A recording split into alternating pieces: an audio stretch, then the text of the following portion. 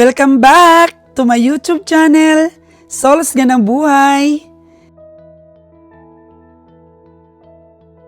Sa pagising natin sa bawat umaga, isang makulay at magandang buhay po, lalo na sa mga taong nag-aalinlangan sa mga desisyong nagawa nila at lalo na sa desisyong pangkalusugan, desisyong pangkabuhayan at ang mahirap ay ang malayo tayo sa ating mga mahal sa buhay.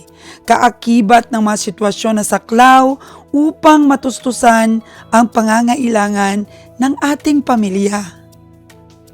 Ang iba mga kagandang buhay ay binalak talaga at ginustong magtrabaho sa malayo. Ang iba ay napagdesisyonan lang dahil sa pangangailangan. Anuman ang iyong sitwasyon, kaibigan, blessing ka sa iyong pamilya. Kaya kailangan mong maging matatag at ituon ang iyong atensyon sa dako paroon kung saan mabibigyan mo ng pag-asang maiangat ang buhay na salat.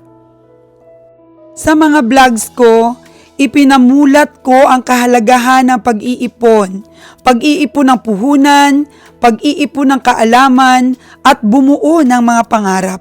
Tandaan na lahat tayo ay may nakatagong talento at abilidad. Naghihintay lamang ng tamang oras para magamit natin ito.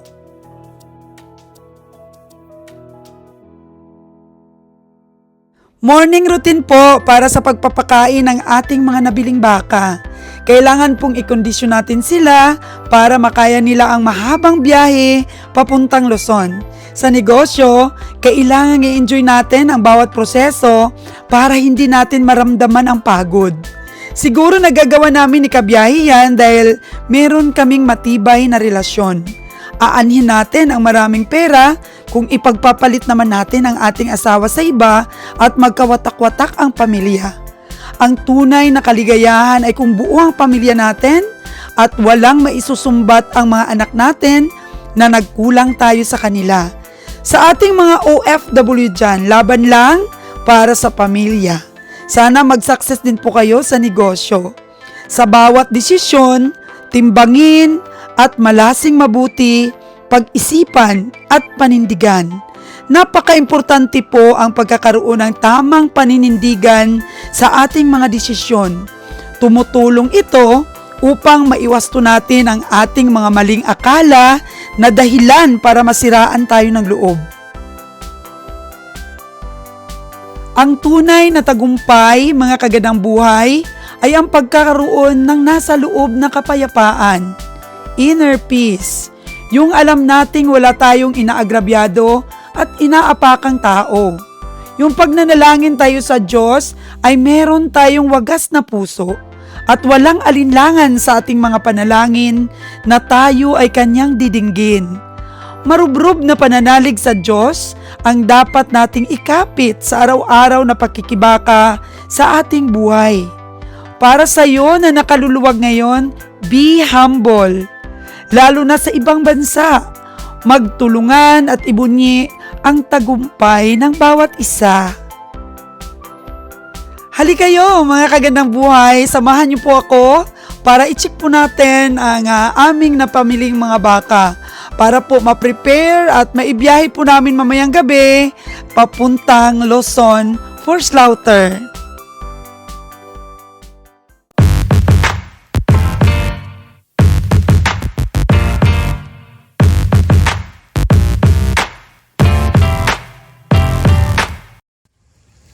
Hello po mga kagandang buhay. So may nagtatanong po sa mga viewers natin kung kumusta na po yung ating baka na may sugat. Ito na po siya mga kagandang buhay. Medyo gumaling na po ang kanyang mga sugat. Ayan o, makikita mo yung mga sugat niya. So gumaling na po siya mga kagandang buhay. Nakasurvive siya sa mahirap na sakit niya. At nangako si kabiyahe sa kanya na pag ikay nakasurvive, aalagaan na lang kita. Kaso lang, medyo pumayat talaga siya, kagandang buhay na Roger. Pumayat talaga siya. Anong gagawin mo sa kanya? I-deworming natin yan. Deworming natin siya. Tapos, bigyan natin siya ng vitamins. Tapos alagaan natin siya, tatabain natin. Sa ngayon, payat siya, pero Kaya tatabayan. talaga siya. Babae siya, no? Kagandang buhay. Babayan. Magandang-ganda naman ito kay medyo may lahi siya. 60-40 siguro pagka-Brahman ito, 40% lang pagka-Brahman ito. Pero mga big bone siya, mahal taas, kaya sigurado akong magbibigay ito ng magandang anak kung talagang malagaan siya. Lalo na kung may lahi yung anak niya. Na yung anak niya. So akala natin lugi na. Akala namin lugi na kami sa bakang ito. Pero alam nyo pala mga kagandang buhay, ang mga hayop po ay talagang nakakaintindi. Ayan. So lagi ni Kabiyahing kinakausap siya. Sana makasurvive ka kasi maipapangako ko sa'yo na aalagaan na lang kita. Hindi na kita ipapakatay. O diba, nakasurvive ka, pag-agandahin ka ni Kabiyahe. Kasi pag na-deworm ito, ang daming kuto. Oh. Gaganda pa ito, Kabiyahe. Meron akong alagaan ditong babae. Ipapakita ko sa inyo doon, no, yung babae doon. Ipapakita ko sa kanila, lagain ng babae. Ang ganda, Kabiyahe. Hindi ko nga siya, sa sampahan na lang siya, naglalandi na eh. Oh, wow. Naglalandi na siya? Saka yung lahi niya, maganda talaga siya. Kaya malaking baka yan. Huwag mo ako sungayin. Yun naman nanunungay yan, wala namang sungay yan. Doon. Yun. Yung babae na yon, mahal-mahal ang bili ko nito eh. Yung puti ba? Ito puti. Ito. Ay, ito. Naku, ang taas, Kabiyahe. Ready na siyang sampahan. Wow. Hala, ang ganda nito. Kaya, nalagain na lang natin siya. Wow, sa mga tinga pa lang talagang malahi siya. Tapos maamo pati siya, oh. Alagaan na lang yan. Hello. Hindi ko yan siya ibibenta. Mahal ang bili ko nito. Magkano bili mo nito, Kabiyahe? 70,000. Oh, 70,000 ka pala. Pero malaking baka ito. O pag naalagaan nito, Kabiyahe, laki nito. Sa mga tinga pa lang, oh. Siguro mga 50-50 ang lahi nito. Aamo rin kasi ang mga hayop. Paanakin ko yan. Kasi nakakaintindihan sila. Paanakin ko yan. Alagaan ko yan doon. Sana magkakural tayo para malagaan natin siya. Bata pa siya. Pero pwede na sa sampahan to. Pwede na. Wag mo na pasampahan. Injection na lang. Oh, pwede na siya. Meron subscriber na nagsabi sa akin, may binibenta daw doon sa bakong ng mga similya. Sa DA daw, sa Department of Agriculture, gandang- bakong. Ang gandang Spaghetti. baka yan. Malaking baka yan, mga kabiyahe. At saka bata pa yan, mga kabiyahe. Oh, dumalaga siya. Hindi pa nakaanak. Pero yung bulas ng katawan niya, binili ko siya eh.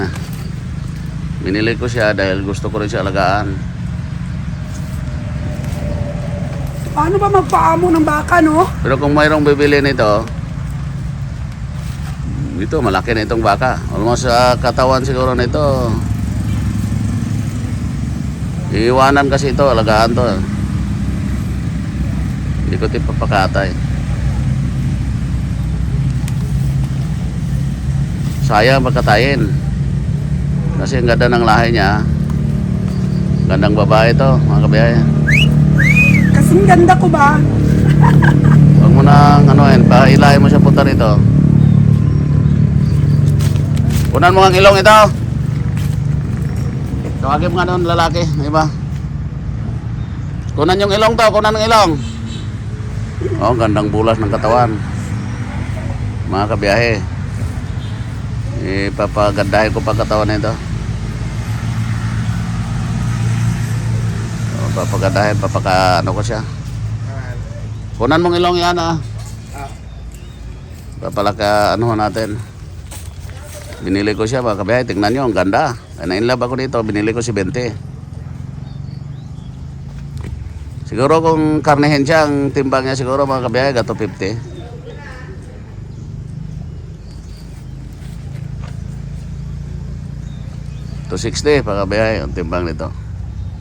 O to 50, hindi diyan tatakbo. Nagmahina na to 50 dito. Yan, tapos lagyan mo pagkain, dagdagan pagkain niya, medyo maganda siya kumain. Tingnan ko kung maganda siya kumain talaga.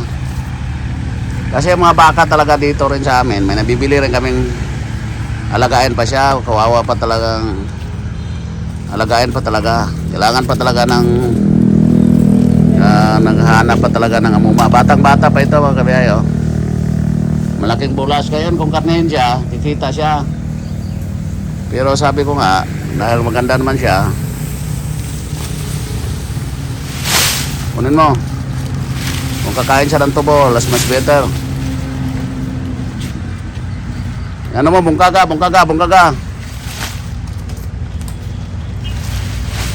Kumakain siya ng tubo, di siya maarte. Kung maarte ito, kakatay ko ito. Alagain to, kung sinong may gusto rito, pwede na ito sa 95.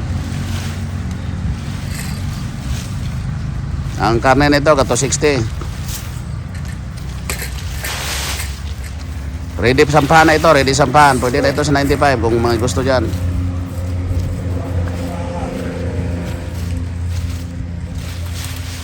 Ang ganda niyang kumain, lakas niyang kumain, oh. Ready ng sampahan, naglalandi na. Hindi lang namin pinapano. Kung sinong kukuha dito, 85. Bibigay ko ito sa inyo. 85,000. Ito malaki rin, oh. Slaughter na yan. Ito kasi maganda siya, magandang babae ito. Kasi nabili ko ito 130, pero yung isa pangit ang isa, payat. O yung isa para pang slaughter, di ko alam kung saan doon. Tingnan ko mamaya sa airtag niya. So bali dalawa pala sila sa 130,000. Tapos yung isa maliit, kaya binili ko na ito. Ang ganda talaga kabiyahe ng kanyang tinga. Yung isa, ganon din yan siya. Ganon din yung isa. Lagain din. Kaya ito, malaki ito. Kung sa karne ito, kung kakatayin natin, siguro naglalaro ito sa 260. Pero sayang, no? Sayang ito. Kaya hindi ko ito ibibinta. Nalagayin talaga. Kung mayroong gusto rito, sa 85, pwede na yan. Mostly kasi kabiyahe, hindi binibenta ng mga farmers yung mga babae. Pero sa hinayang lang doon sa bakong, kapag kailangan nila ng pera, bibinta nila kahit anong ganda ng katawan ng baka. Kaya kung pangkatay ito, okay na rin katayin ito. Pero para sa akin, parang bata pa kasi ito. Gandang dumalaga eh. Hindi na siya dumalaga. Ready na siya yung kakastahan. Hindi siya dumalaga. Mama na siya, ano na siya, talagang ready na siya. Oh. Kita mo, gusto nga niya magpakasta eh. Kahapon nga, parang kastahan na siya. Talagang malakas kumain. Tingnan nyo, kahit tubo lang. Walang issue sa katawan, sa tubo. O kung sino may gusto nito, kung wala rin, alagaan ko na lang siya, pakastahan ko. Maganda, 85,000. Dalawa kasi ito. Dalawa ito. Payat yung isa. Tapos yung isa medyo maliit. Kaya ito, hindi talaga ba mabibitawan ito. Ang range nito, ay ready na siya isampan ito eh. Ang lakas siyang kumain, malangkas, big mouth siya, oh. Big bones. Tapos ang puwita niya, ang laki. Mayroon pa ibubuga itong bakang ito, bata pa. Tapos yung katawan niya, maluwag pa, tingnan nyo. Ready na siya, tingnan nyo yung kapuwita niya. Ready na talaga siyang sampahan. Hindi pa nakadaan to, hindi virgin pa ito, ang bakang ito. Tapos ang ganda ng mukha, ang lakas kumain, kaya nanghinayang tayo dito ibenta. Eh, binili ko lang ito dahil hindi ko ilalagaan ko siya. Hanapin ko pa yung pares nito eh, kung saan eh. Sige, hanapin natin nga biyahe.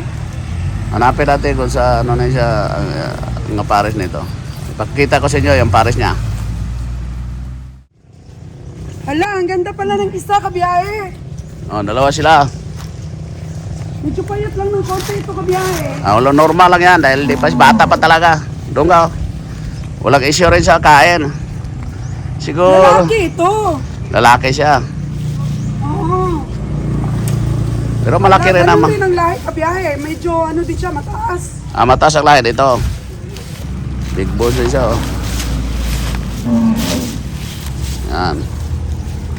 Malaki baka. Laki ng tinga. Hello. Yan Ang laga. bait. Oo. Bait niya. Yan ang tenga niya, oh. Alam mo kabiyahe, pag naalagaan pa to kahit mga 4 na buwan o 3 buwan, Sobrang laki dito. sobrang laki na talaga ito. Yan, alagain pa talaga Ang taas siya. kagad niya, oh. Yan siya. Big boss rin, malaking baka. Oo. Kaya nai-inspire na talaga kami ni Kabiyahe na mag-alaga ng baka. Brahman yan. Raman talaga siya, no? Tignan mo ang itsura niyan. Pero mistiso siya. Batang-bata Malaki lang ang porsyento na ano. Batang-bata pa yan, oh. Tignan mo ang tuinga niya, laki. Laki nga. Malaki ang buto, mataas. Tataas pa ito. Pag mga sabi sa akin ng mga tao dun sa bakong, pag nagpili talaga ng mga pangalagain, tingnan talaga pag medyo may height ang baka. Kasi hindi tayo malulugi sa feeds. Hindi malulugi, talagang palaking baka. At saka sa isyo naman sa pagkain. Kaya tingnan lang, hindi mo makain. Ay ito, kung pakainin mo. Anuin mo nga yung low bed, masyadong ano, hindi niya maabot. Magkano ang benta mo nito pag may gustong bumili ng ano, pangalagain? Lalaki ito, mabilis lumaki ang mga lalaki. Ito, pag ball, 80, benta ko niyan.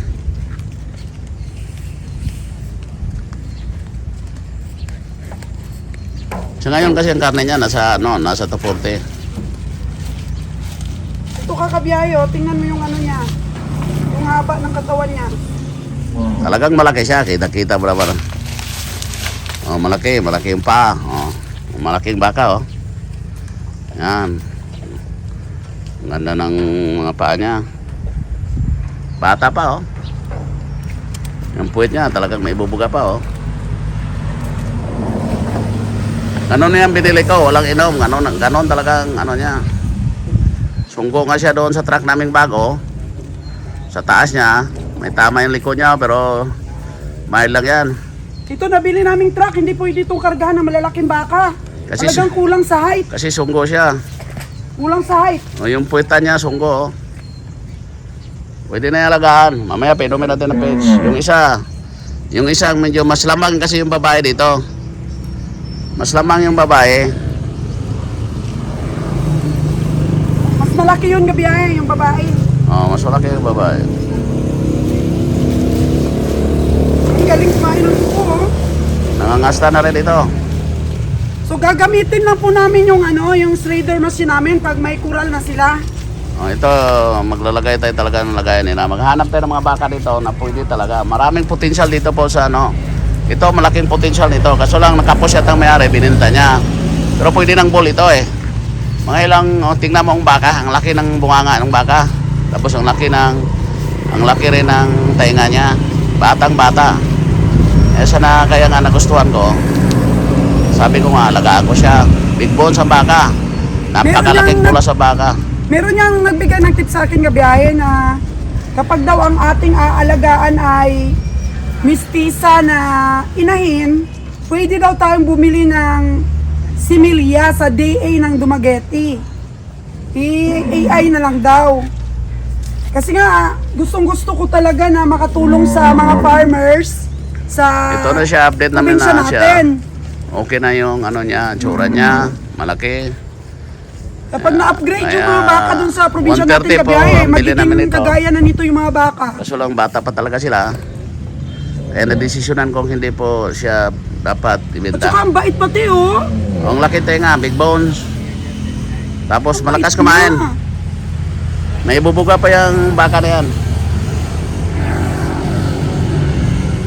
Bata siya, bata talaga. Yun, nasugat nga siya dahil nga Sugat siya, oh. nasugat siya konti. Okay, konti lang naman, masakit yan. Konti lang. Oh, tingnan nyo, malaking baka yan mga kabiyaya. Bakit nasugat siya kabahe? Sungko siya doon sa ano, sungko siya, mataas siya eh, mataas na baka kasi. Sabi ko nga sa'yo, yung sasakyan mo na yan, kailangan pataasin. Kasi nga, kulang talaga sa height. Kulang at tama na yan, ito na lang sasakyan natin dadalhin sa bakong, kung bakong tayo bibili. Yung isa na lang, yun isa. Yung kulay green na ano, kasi ito talaga yung perfect eh. Makakarga tayo ng malaki at matatas na baka. Ito Yung bagong bili natin na sasakyan, baba. Ay, Baba sungko po. siya, sungko. Yung isa, oh, tingnan yung isa, yung babae. Tingnan nyo. Lakas kumain, kahit tubo, walang isyong kumain. Hindi ko binili ito sila, pari-pariha talaga yung mga itsura nila, oh. Malaking tainga. Nakakailap nga yung babae na ito eh. Tingnan nyo, laking baka. Yan, ang bata. Ready na sampahan. Tingnan nyo. Ang laking baka yan. Batang bata, tapos malaking tenga. Ready na siyang sampahan. Ready na siyang sampahan siya. Ready na ang pakastahan. Malaki rin tenga niya. Ang ganda. tsaka magkinis ito kabiyahe, wala man nakasugat-sugat. O, kasi hindi siya mataas. Yung isa mataas kasi siya masyado. Mataas no? Yung lalaki na yon Mataas mataas. masyado. Ito hindi Medyo ka. payat lang. O, hindi gaano mataas ito. Pero yung isa sobrang taas. Sobrang taas na yung isa. O yan, yung sabi ko sa kanila, mayroon tayo nabiling ganyan. Next time, pag may ano na tayo, may koral, kaya natin bumili ng alagayin. Tayo Yan. mismo mag-alaga. Kasi kaganda buhay, yung negosyo dito talaga sa Negros, bumibili ng mga alagain na ganito, aalagaan nila ng mga 4 months, sobrang lalaki na. Tumutubo sila kasi sabi nila sa akin, mas maganda daw pag bumili ng pang-alagain or pang-patining, ay malalaki na kaagad. Oh, yan. Yan kasi mabilis lang lumaki pag malalaki na kaagad eh.